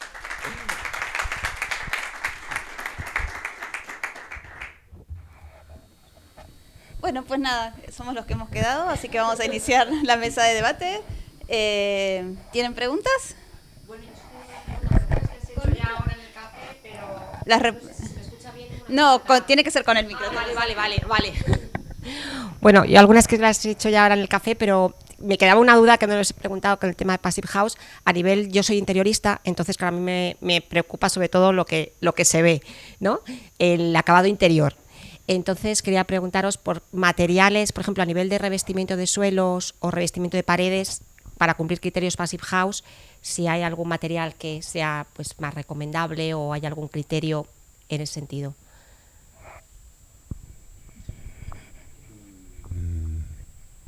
Pues en cuanto a materiales, yo lo que diría, a ver, Passive House lo que hace es, o sea, es un estándar de alta eficiencia energética que de lo que se trata es de alcanzar el máximo confort con el mínimo consumo, ¿no?, de energía. Digamos que, como hemos visto, ¿no?, en lo que hemos tratado de contar, ¿no?, estamos hablando de, claro, que tiene que ver con el aislamiento y con esa ventilación que aporte esa calidad del aire, ¿no? Yo lo que, digamos, requeriría a los acabados interiores sería, pues bueno, acabados que sean lo más naturales posibles, que favorezcan, digamos que si está trabajando con inercia, como el caso que contábamos nosotros, ¿no?, de los materiales cerámicos, ¿no?, pues poner pladures o revestimientos encima de eso, pues lo que hace es que mata, ¿no?, el potencial de inercia térmica que puede tener un cerramiento cerámico, ¿no?, como una termorcilla, ¿no? Materiales que sean transpirables, que permitan, ¿no?, esa transmisión de transpirabilidad, ¿no? Y luego, importante también, que los materiales no contribuyan a la emisión de compuestos orgánicos volátiles, ¿no? Que bueno, que al final es con la industria, ¿no?, vamos, es un problema a nivel de todos los aspectos, ¿no?, no solo a nivel de construcción, a nivel de pinturas, productos también de limpieza, etcétera, ¿no? Pues hay algunos que emiten una serie de compuestos orgánicos volátiles que no dejan de ser perjudiciales para la salud. Entonces, bueno, pues yo es lo que pediría a esos materiales. No tiene una relación directa con el estándar Passive House, digamos, ¿no?, porque se puede hacer con materiales que son todo lo contrario, ¿no?, pero digamos que contribuyen a ese espíritu, ¿no?, sostenible, que no deja de ser un estándar, ¿no?, Passive House. Voy a añadir una cosa sobre esto. Sí.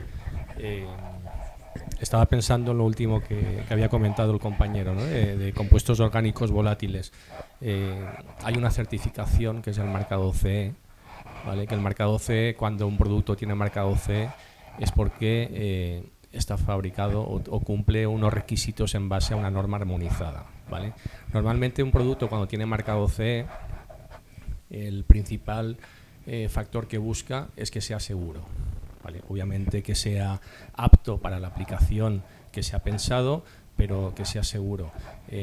Hay una norma armonizada que tiene marcado CE, que es para revestimientos de paredes, y uno de los puntos que se mira es la emisión de compuestos orgánicos volátiles, ¿vale? Entonces, el exigir o informarse sobre ese marcado CE y el alcance que tiene, pues puede ser una manera de asegurarse que el producto que se está utilizando para este revestimiento interior pues puede ser adecuado. ¿Alguna otra pregunta? ¿No?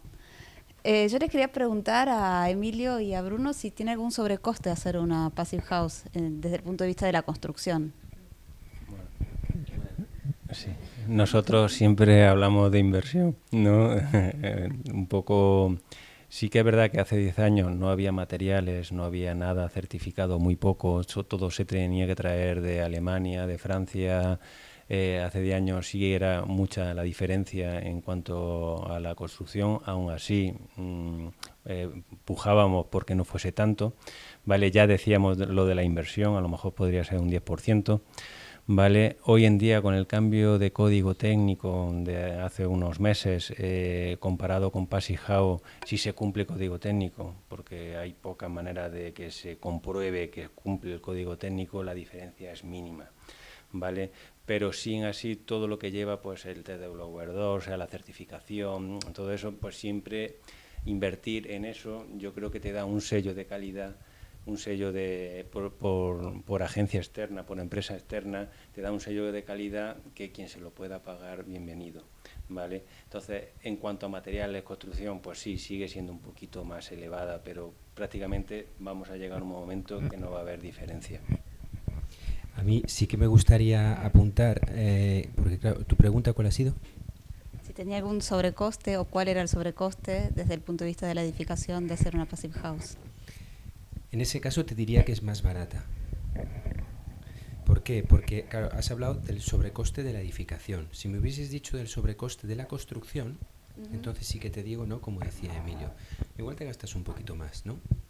Pero ¿qué es lo que ocurre? Que todo eso que has invertido, ¿no? Al final va a ir dando unos resultados, un retorno en el consumo y algo que no es medible, que es el confort, ¿no?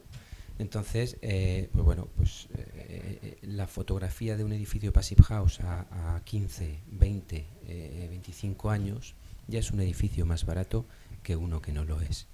Y también cuando nos preguntan esto, a mí me gusta devolver, ¿no?, la pregunta diciendo, ¿y cuál es el coste de no hacerlo Passive House, ¿no? Ya, buena repregunta. Sí, el coste del que estamos hablando desde que empezamos, que es el coste de todos, ¿no? De nuestro día a día. Y bueno, no sé si quieren preguntar algo más, porque yo me animo y sigo preguntando. ¿Sí, no? Yo tengo también tres que me preguntan. Claro, el tema de la iluminación, que para nosotros también es importante a nivel de interiorismo, claro, la iluminación también es algo que afecta al confort interior, tanto a nivel, bueno, pues confort estético, como también a nivel a confort sensorial e incluso afecta la temperatura, ¿no? Eso se tiene en cuenta también cuando se está haciendo una vivienda Passive House, la iluminación o el sistema de iluminación, o no sé si es algo ya que se queda para el último, o cómo se contempla. La iluminación se contempla, digamos que en la hoja de certificación, cuando uno modeliza el edificio, hay una serie de parámetros y uno de ellos es la iluminación. Allí hay que modelizar cada tipo de estancia y qué tipo de ventana tiene. Y en función del tipo de estancia y ventana y proporción que tiene, ancho, largo, el programa te indica si está bien iluminada o no está bien iluminada. A nivel natural, sí. Y en cuanto a iluminación artificial, a nivel de vivienda es, digamos, el programa es más básico. Lo que te permite es, pues, si tienes iluminación LED o tienes iluminación convencional. Sí. Vale, y un poco también de lo que estábamos hablando perdón, del sobrecoste que estábamos hablando recién, también consultar sobre las marcas. En sus empresas les genera como un sobrecoste ir orientado hacia la sostenibilidad.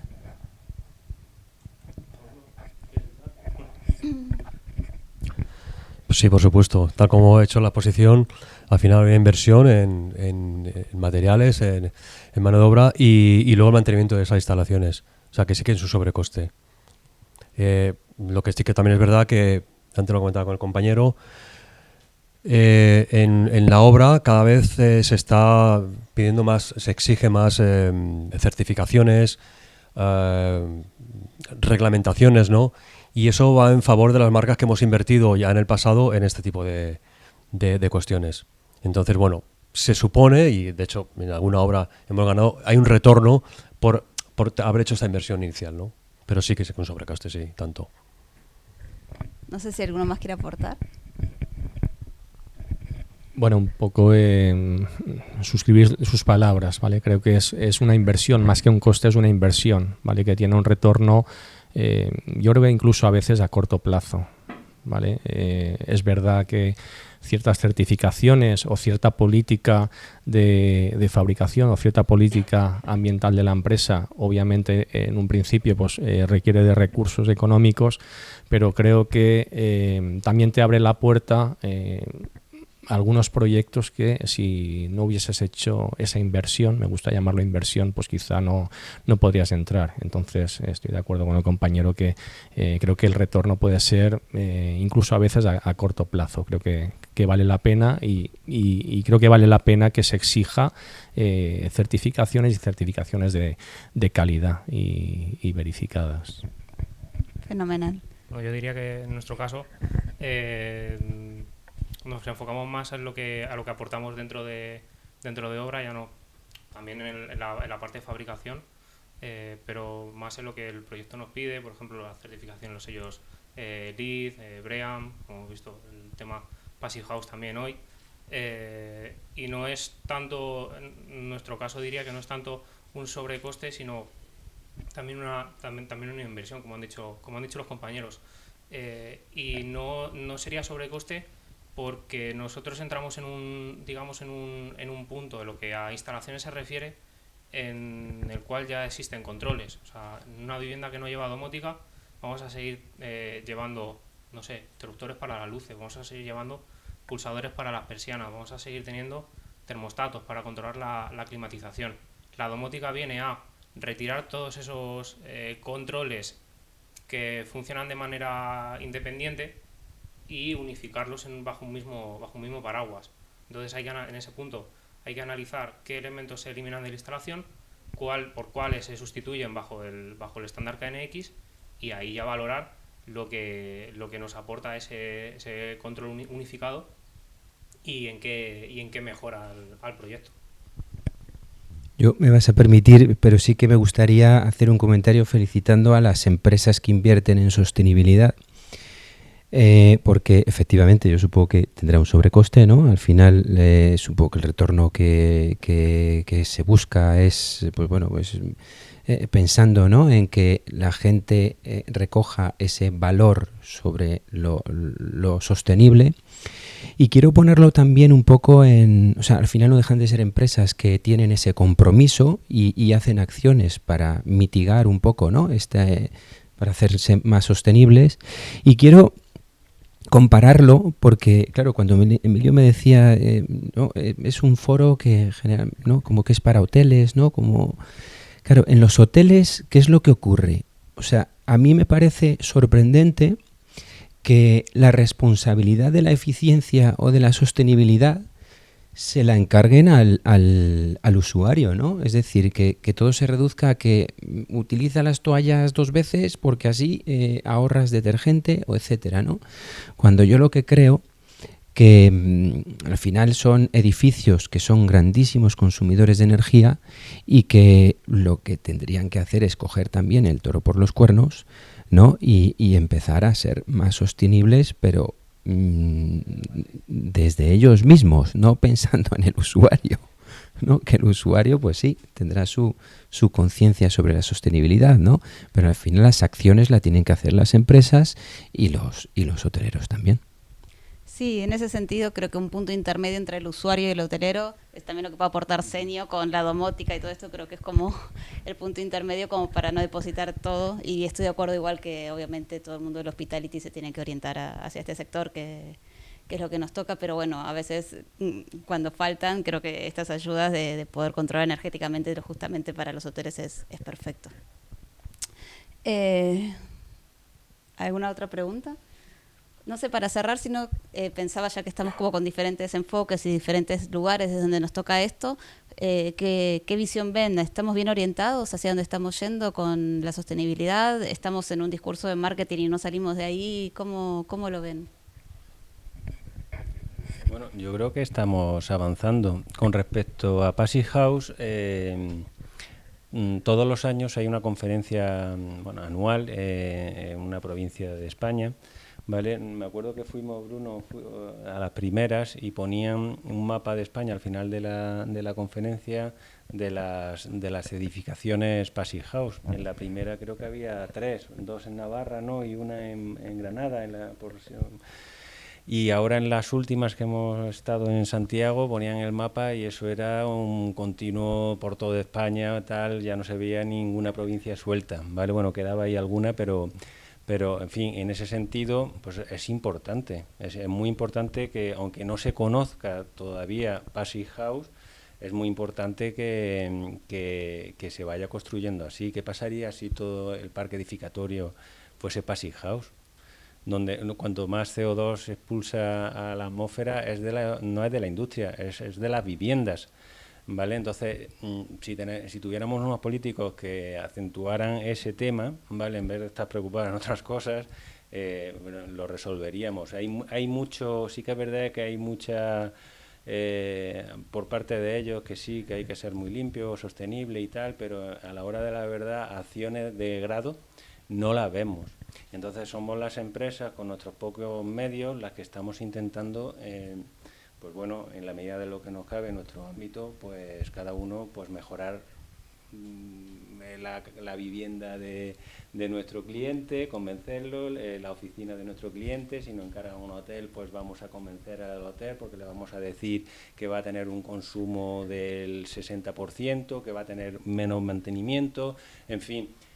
Yo creo que está más que en las medidas globales que no va a haber en cada uno en su propia parcela, que puede ir ayudando bueno, ahora están los fondos Next Generation, que tampoco hay muchos, pero no se están gestionando bien, ¿vale? Y si no se gestionan bien no va a haber para los próximos 3 años. Se cierran en junio del 23. Para rehabilitación de fachadas.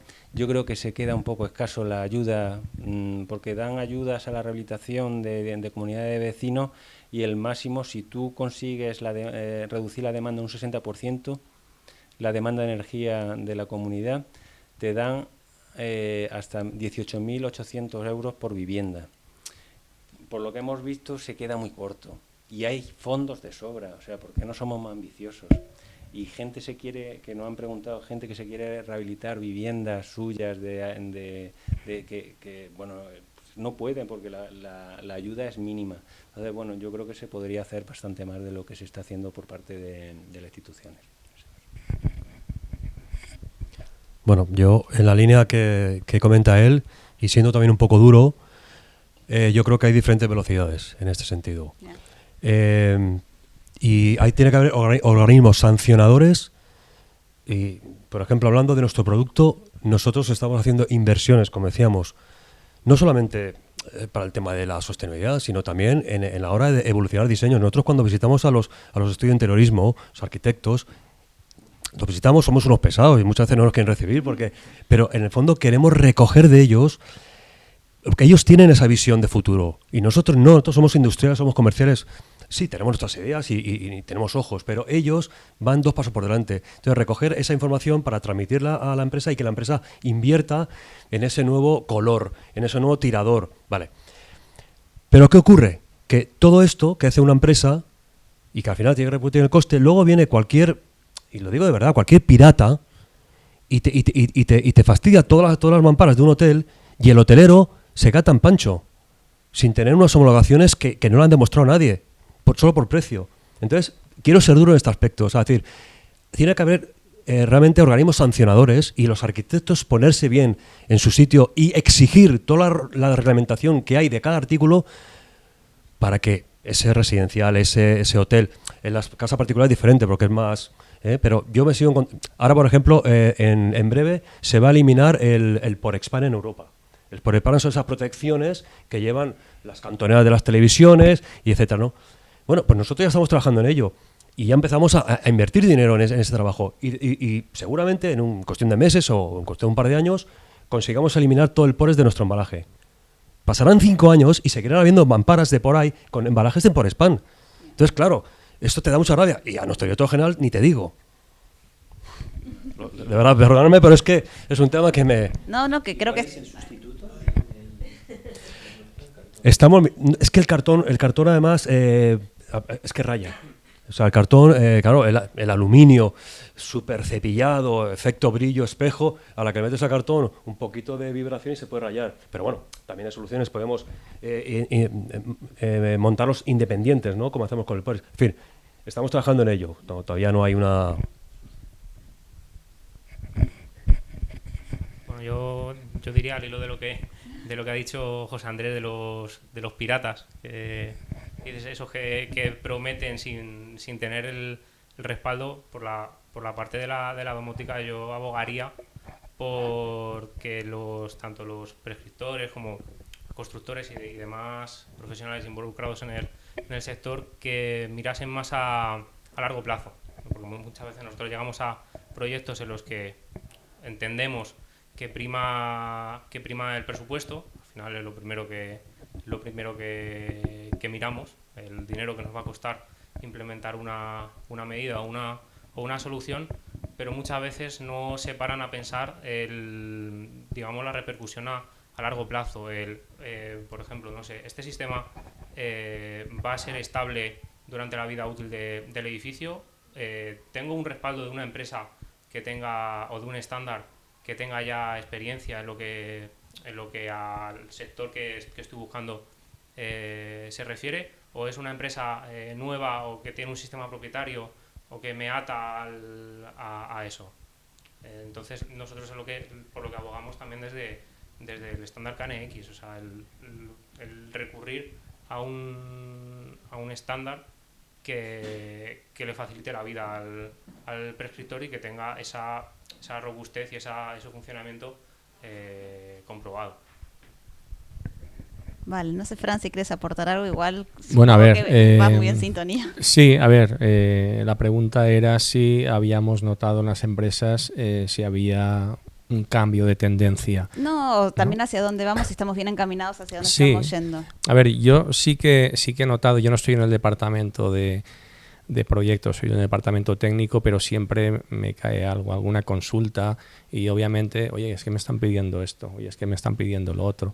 O sea, sí que ha habido un incremento exponencial en cuanto a solicitudes de información y certificados desde el punto de vista medioambiental. O sea, nosotros sí que estamos notando ese interés y esa inquietud que viene de los despachos de arquitectura y de los interioristas, ¿vale? Luego, cuando llega la obra, pues aunque esté prescrito tu material, pues siempre hay quien te lo intenta levantar, ¿vale? Que luego viene el tema del precio, ¿vale? Luego no sé a quién se le decía que solo el necio confunde valor con precio. Pues en la obra se confunde muchas veces, ¿vale? Entonces es la lucha que hay. El departamento de proyectos, pues bueno, cuando nuestro material está prescrito en una obra, pues hacer ese seguimiento y asegurarte que después de varios años, porque esto pues se prescribe y a lo mejor la ejecución tarda varios años en llevarse a cabo, ¿vale? Pero sí que hemos notado en los proyectos, normalmente son proyectos grandes, pues bueno, aquellas edificaciones o proyectos que buscan una certificación ambiental tipo LEED, BREEAM, verde, obviamente toda la certificación ambiental que tú puedas aportar para que tu producto aporte puntos para la consecución de ese certificado, pues es importante. En 2-3 años creo que es, como digo, exponencial. No me atrevo a cuantificar, pero hemos pasado de algo residual a en poco tiempo sí que haber una inquietud muy importante desde ese punto de vista. Bueno, ¿alguna pregunta antes de terminar? Pues nada, entonces me quedo con esta idea de intentar quitarnos de la cabeza esta idea de sobrecostes, hablar de inversión, entender, y me parece bien ponerlo sobre la mesa, y bueno, ojalá que desde nuestro lugar, que es pequeño, podamos haber comunicado algo que ayude a la gente a apostar más por este tipo de edificaciones. Y muchas gracias a todos los ponentes y a los asistentes por estar hoy aquí. Nos vemos ya. Y felices fiestas.